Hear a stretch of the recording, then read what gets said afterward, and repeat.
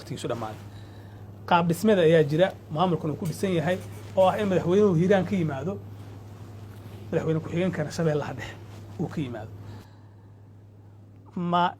ma wax dastuuri ahoo dastuurka ku qoranaya hirshabeelle mise wuxuu ahaa isfaham iyo heshiis ku meel gaara waxaan ku bilaabayaa madaxweynaha hore hirshabeelle waa idin soo siinay adinkan anaaba nidaamkaa ku soo baxay hay nidaamka isaga ah ma dastuuriya aniga naftayda ku soo baxay hay ma dastuurku ku qoran hirshabeelle ogaantaa in madaxweynuhu reer hiiraan uu noqdo madaxweyne ku-xigeenkan hirshabeelle oo ka yimaado shabeellaha dhexe mise heshiis uu ahaa waqti soomaalidu horta xeer iyo qaab dhaqanaa jira waxna waxaa waay contract iyo heshiis la kala qoranayo puntland qabiilku ceeb maha cayna maha waa wax jira waa sidaas soomaalidana hadda sida wax loo qaybsanayaaba siyaabaha ah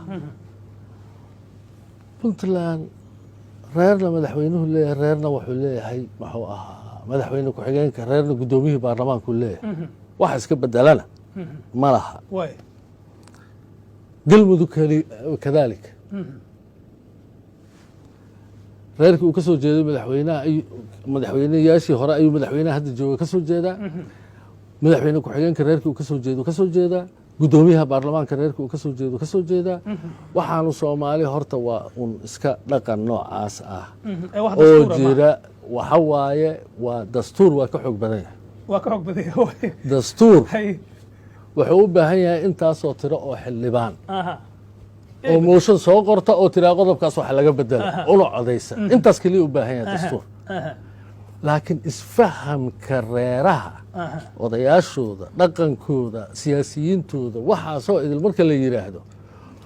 wax la isla gartay waaye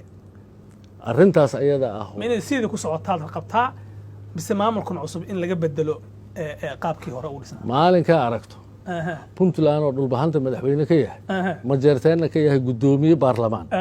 oo aad aragto habar gidiroo muxuu ahaa guddoomiye ama madaxweyne ku-xigeenka ah muxuu ahaa galmudug mareexaanna ka yahay madaxweyne ama murusada ka yahay de ahlan wasahlan laakiin waxa kale waxa lagu socdaa waxa ka jira dalka ayaa ka jiraya hirshabeellana haddii layska indha tirana waxa yaroon rabno inaan dhoodhoobno lafteedaa burbura